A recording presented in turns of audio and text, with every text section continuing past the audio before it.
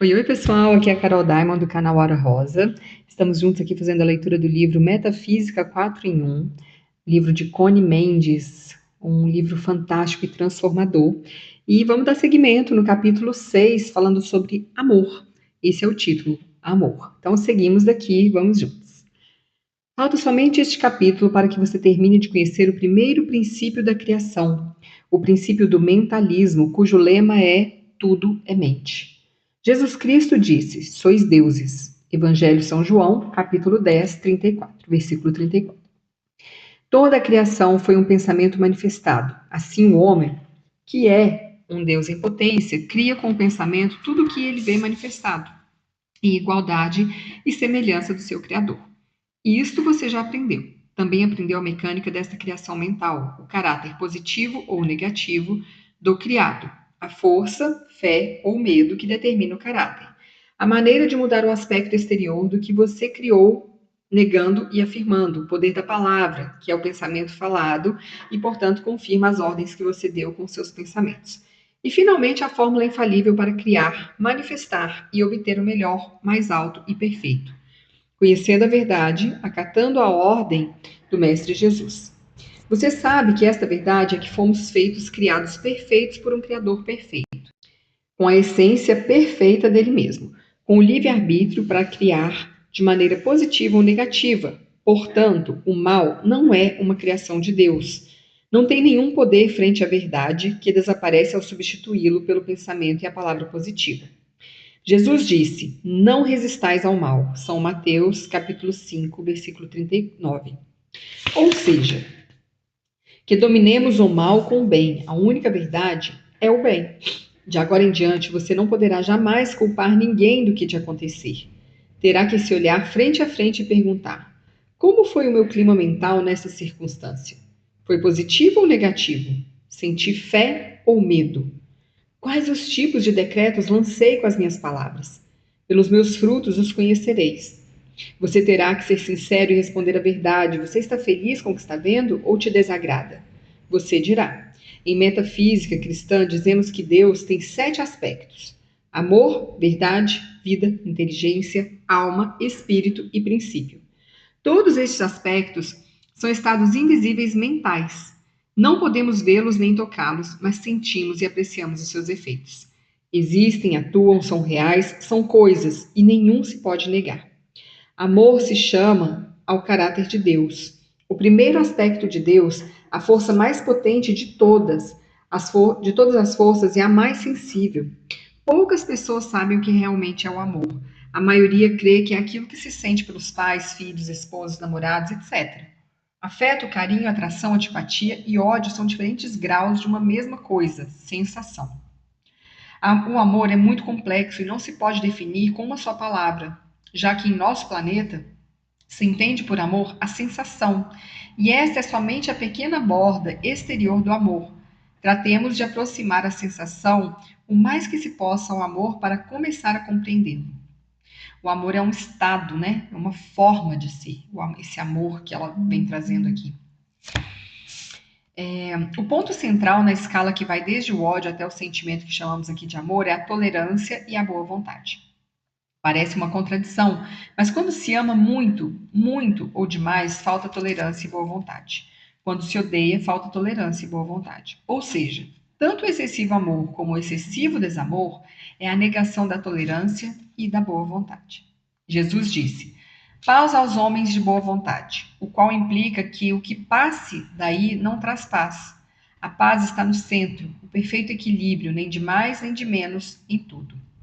Todos os excessos, ainda o excesso de bem, excesso de dinheiro, de amor, de caridade, de oração, de sacrifício, desequilibram o peso da balança, pendem para um dos lados e tiram a paz. Quando Gênesis diz: de todos os frutos do paraíso podeis comer, salvo do fruto da árvore da ciência do bem e do mal, se refere a isso precisamente. O tronco da árvore simboliza o centro, o equilíbrio. Os ramos partem deste centro, desprendendo-se para os lados, produzindo frutos. Alguns se manifestam bons, outros maus, simbolizam os extremos.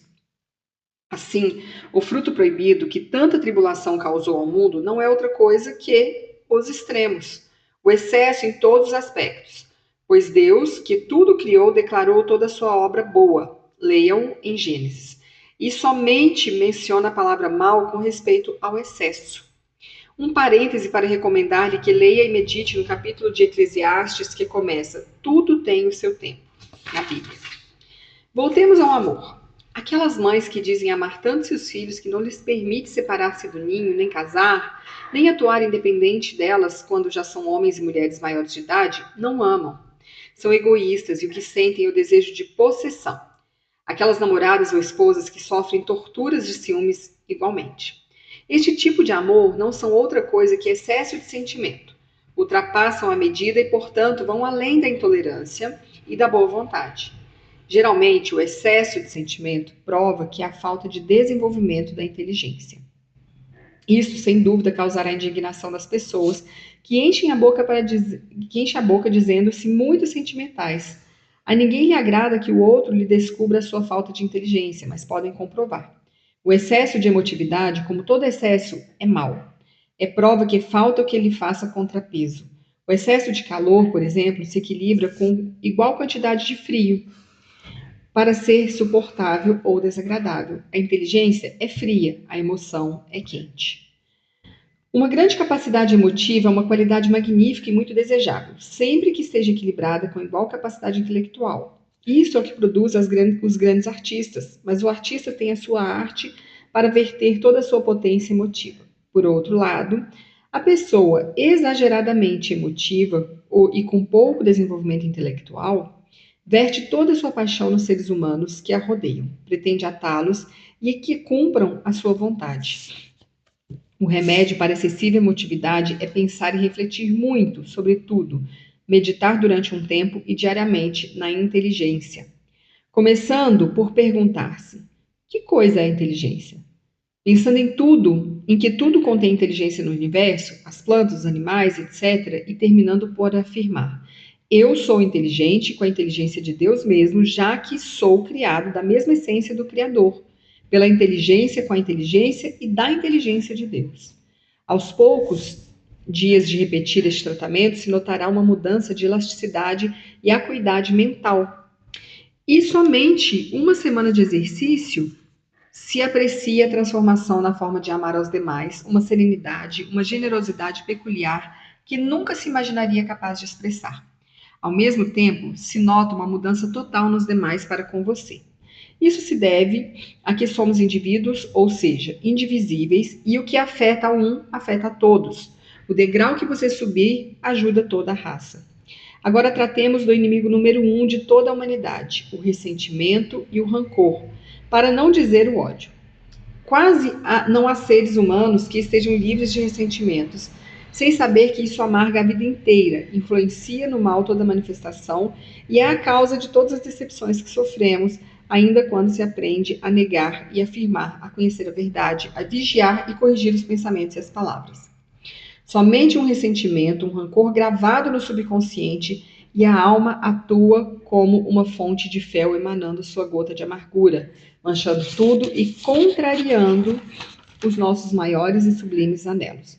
Gente, o ressentimento, a gente fala no Theta Healing os R's, né? Ressentimento, rancor, remorso, raiva, e tem mais 2, 3 R's aí, ranço, que são trabalhados para liberar espaço, né? Quando a gente libera esse espaço desses ressentires, né? Dessas coisas guardadas, a gente tem espaço para criar, para trazer a realidade que a gente quer. Então, o ressentimento, ele nos tira total o livre-arbítrio de co-criar uma realidade alinhada a uma harmonia. Então, a gente entra ali, e às vezes a gente fala, não estou conseguindo, estou manifestando algo na minha vida e não está acontecendo. Pode olhar que tem muito ressentimento, muita raiva, muito acúmulo de sentimentos que bloqueiam, que não te deixam manifestar algo mais elevado, positivo, alinhado ao seu desejo. Tá? O ressentimento, ele é uma fonte de esgotamento da nossa manifestação da realidade positiva. Aí a gente entra naquela realidade que a gente não quer, né? Naquela que a gente, na frequência baixa, tá bom? Então é preciso mudar aí virar essa chavinha. É fácil falar, né, gente? Na hora de fazer é que o bicho pega. mas a gente tem que ir fazendo exercício e buscando aí se melhorar cada vez mais. Então, prosseguindo. Nada, nem a demonstração mais perfeita pode perdurar enquanto exista aquele foco infeccioso malogrando o nosso próprio ser. A Bíblia, as igrejas, as religiões se cansam de advogar pelo perdão e o amor pelos inimigos. E tudo é em vão enquanto não ensinem a fórmula prática de impormos o perdão aos que nos ferem. Muito se ouve, eu perdoo, mas não posso esquecer. Mentira. Enquanto se recorde o dano, não se perdoou. Vamos dar a fórmula infalível para perdoar e esquecer ao mesmo tempo, para nossa própria conveniência, já que isso nos coloca no ponto central do equilíbrio. O da tolerância e boa vontade, sendo esse esforço o amor. Gente, é tão bom quando a gente consegue liberar um perdão, é uma sensação tão gostosa quando a gente desapega, sabe, desse ranço, desse rancor, e você fala, eu vou dizer, porque muitas vezes a gente mantém, né, o apego, porque a gente quer estar ali o ego, ele quer estar com a razão, ele quer que tudo seja a favor dele, e para isso ele entra nesse jogo de vítima. Então, quando eu seguro esse ranço, esse rancor, e a gente só mantém isso por apego mesmo ao ego, né? Quando você segura isso, você fica ali aprisionada. Mas quando você fala assim, eu libero, porque poderia ser eu fazendo isso, eu também tenho os meus erros. É libertador, é uma sensação muito gostosa, porque você olha para aquela situação com um olhar de compaixão, né, se colocando ali naquele lugar. Como eu disse, não é fácil fazer, né, porque a gente tem aí as questões do ego, a gente tem as questões do mundo mesmo, gente. Não é fácil desapegar disso, mas a gente vai tentando. E a vida, quando você se abre, ela vai colocando as oportunidades de enxergar isso com um novo olhar, sabe? Então, é fazer a nossa parte, né? Ainda que a gente não consiga de imediato, vamos fazendo a parte, aos pouquinhos, a gente vai construindo um perdão verdadeiro e a gente se liberta aí desse sentimento. E aí ele traz aqui no livro, ela traz uma fórmula. Vamos ver qual que é o tratamento, né, para o perdão. São João, o apóstolo do amor, diz: o amor é o cumprimento da lei. Cumprir com a lei do amor é cumprir com todas as leis. É estar em Deus é ser feliz, satisfeitos e completos em todas as nossas manifestações. Meu mestre dizia: o homem que ama bem é o homem mais poderoso do mundo. E aqui a receita para bem amar. Cada vez que você sinta algo desagradável com relação ao outro, ou que você esteja ressentido com algo que te fizeram, ou que reconheça um franco rancor ou um desejo de vingança, ponha-se deliberadamente a recordar. Não é tentar esquecer o que o magoou, é lembrar que tudo de bom que você conhece daquela pessoa. Reviva os momentos agradáveis que você passou em sua companhia em tempos passados, anteriormente ao momento em que te feriu. Insista em lembrar do bom, suas qualidades, o que você pensava dela. Se você conseguir rir de alguma piada que ela disse ou de algo engraçado que passaram juntos, um milagre se fez. Se não for suficiente somente um tratamento, repita-o tantas vezes quanto seja necessário para apagar o rancor e o ressentimento. Convém fazê-lo até 70 vezes 7. Isto é o cumprimento da lei dada por Jesus. Não resistais ao mal. Isto é dar a outra face. É amar aos inimigos, abençoar aos que nos maldizem, fazer o bem aos que nos aborrecem e orar pelos que nos ultrajam e perseguem. Tudo sem nos expor a que nos pisoteiem. Se você o faz com sinceridade, vai perceber algo muito estranho é que te sentirás libertado primeiramente e logo que uma montanha de pequenos inconvenientes que aconteciam e que você não sabia que atribuir desaparecem como por encanto e a sua vida entra nos trilhos. Além do mais, você se verá amado por todo mundo, ainda por aquelas pessoas que antes não te quiseram bem. Gente, aqui às vezes tem algumas pessoas que a gente não tem histórias com elas, né? São pessoas que às vezes a gente tem ali algum remorso, um rancor de alguém que a gente nem teve um contexto histórico. Então, a minha sugestão é essa, é você se colocar na posição de errante, de ser humano também, né? E quando a gente aponta o dedo para o outro, a gente esquece que a gente também erra, que a gente também afeta outras pessoas, que a gente também magoa outras pessoas. E que muitas das vezes, se não a maioria delas, a gente não faz com a intenção de magoar. Né? Às vezes a gente faz alguma coisa ali pensando, sei lá, às vezes até sem pensar. Então, pensar por esse lado tem me ajudado bastante a liberar alguns perdões, alguns remorsos que eu tenho remorsos, alguns ressentimentos e mágoas que eu vinha carregando, né?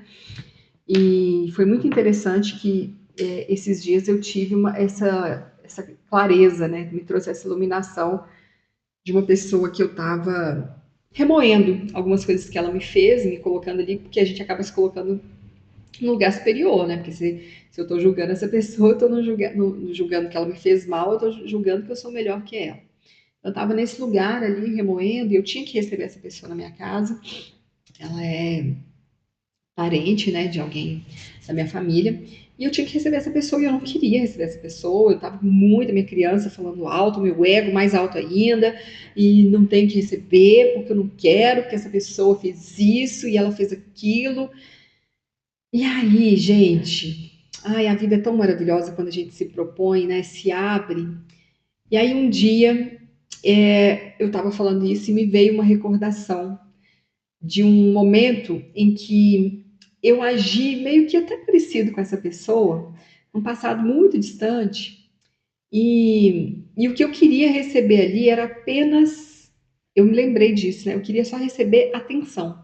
Eu agi como essa pessoa agiu, num passado distante, porque eu queria a atenção do meu pai. E eu fiz exatamente assim, né? As mesmas posturas dela, ela estava repetindo, né, na minha vida, talvez para curar esse momento com o meu pai. E aquilo foi tão libertador, porque eu olhei para essa pessoa com um olhar muito compassivo, de compreender mesmo, sabe, que ela estava trazendo ali uma dor, que era a mesma dor que eu levava. E isso liberou um perdão dentro de mim, uma compaixão que eu falei, gente, é incrível. As tramas da vida, elas são incríveis quando elas querem, quando a gente se permite receber e se abre para isso, a gente encontra esse processo de cura muito próximo da gente. Então eu sinto que o perdão talvez seja isso, é você olhar para o outro e falar o que que ele está trazendo em mim para me curar. É o que que essa pessoa está me mostrando agora que está uma ferida aberta dentro de mim que eu ainda não olhei. E aí você vai fechando essas camadas, né? Não é fácil não, tá? Volto a dizer. Mas a gente vai abrindo e o espaço vai se formando. E aí a gente entra aqui nas negações e afirmações, que é uma outra parte dentro desse capítulo que fala sobre o amor, tá? Frente a uma enfermidade própria ou alheia, nego a aparência de toda afecção física. Não a aceito nem para mim nem para ninguém. A única verdade está no espírito e tudo o inferior se amolda à minha palavra ao reconhecer a verdade. Em nome de Jesus Cristo, que nos autorizou, decreto que eu e todos somos vida. A vida é saúde, força e alegria. Obrigado, Pai, que já me ouviu. Aqui a gente tem um tratamento que a Connie Mendes propõe, e esse tratamento eu gosto muito de fazer quando eu estou enfrentando algum desafio, principalmente quando eu estou passando por alguns perrengues financeiros, né? E aí eu olho e eu nego aquilo, sabe? Eu olho e falo, isso não é verdade, isso não é uma realidade. Porque eu vejo que isso não é uma negação do que está acontecendo, tá, gente?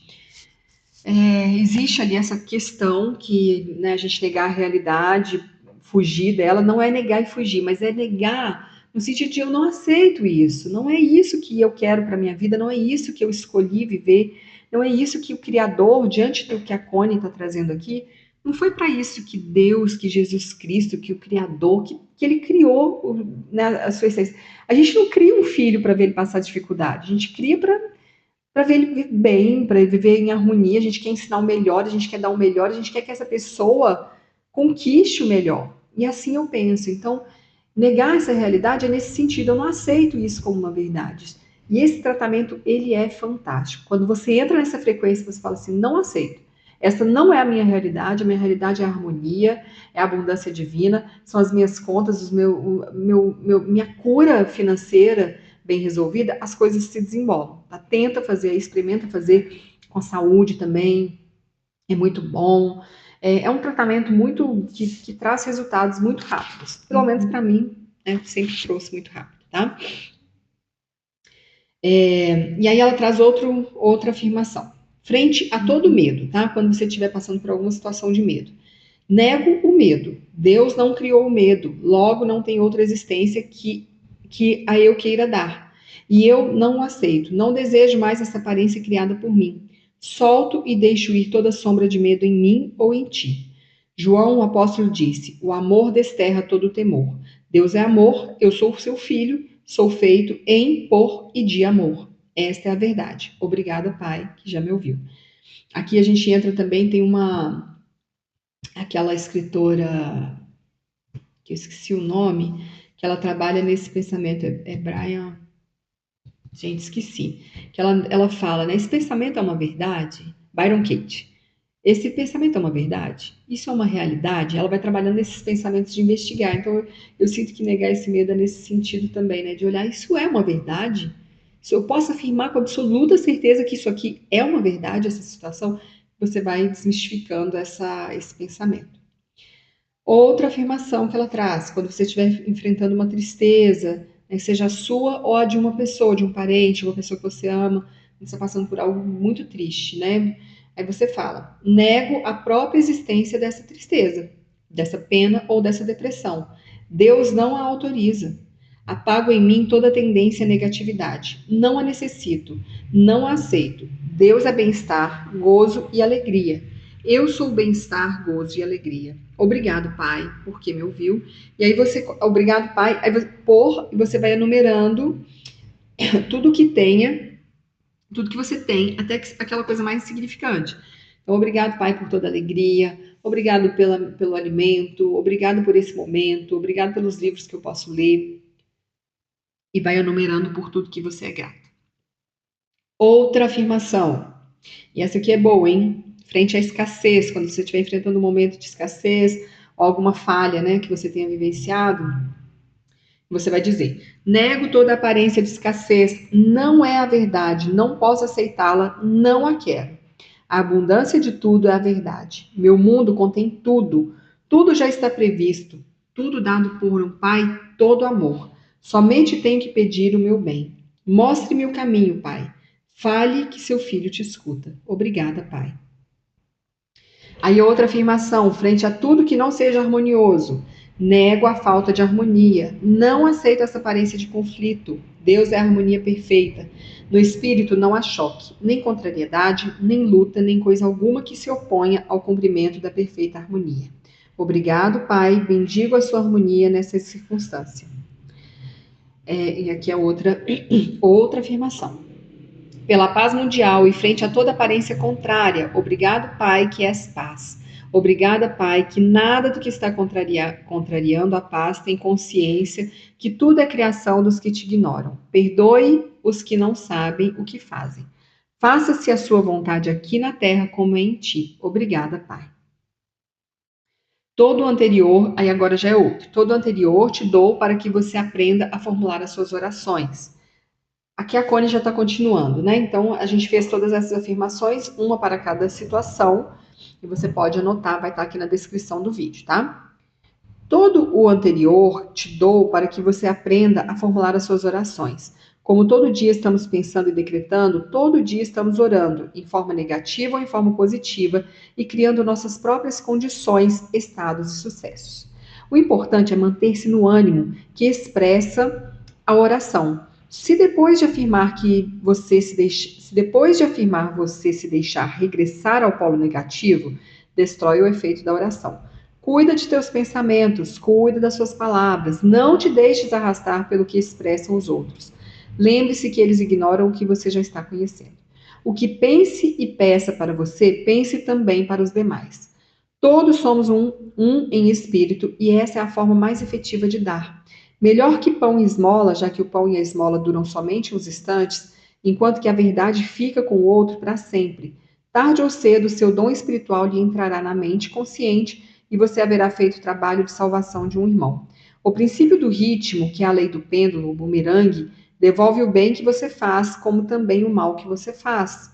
Foi dito que um com Deus é a maioria, de maneira que uma só pessoa que eleve a sua consciência ao plano espiritual e reconheça a verdade na forma expressada anteriormente, é capaz de salvar da ruína uma organização, salvar da crise uma comunidade, uma cidade ou uma nação, porque atua no plano espiritual, que é a verdade, e esta domina todos os planos inferiores.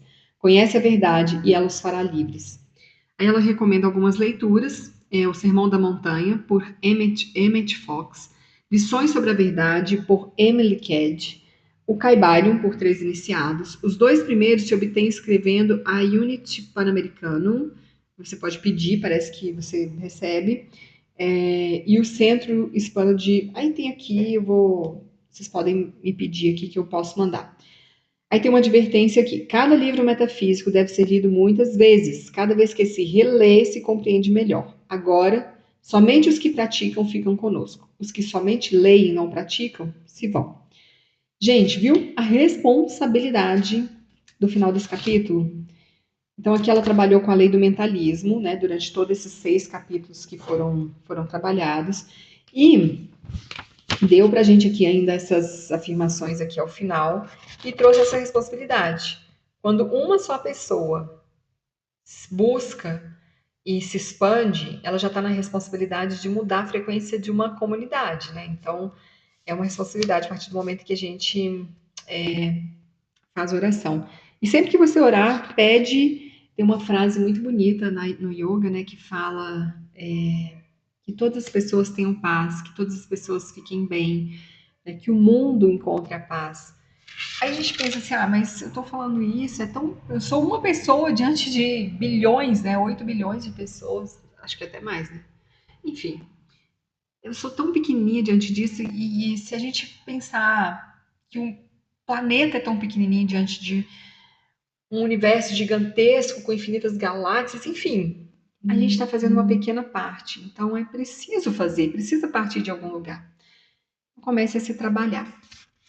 E assim o seu caminho vai mudando e o caminho do outro vai mudando e a gente vai encontrando fórmulas de crescer. Gente, esse livro é muito bom.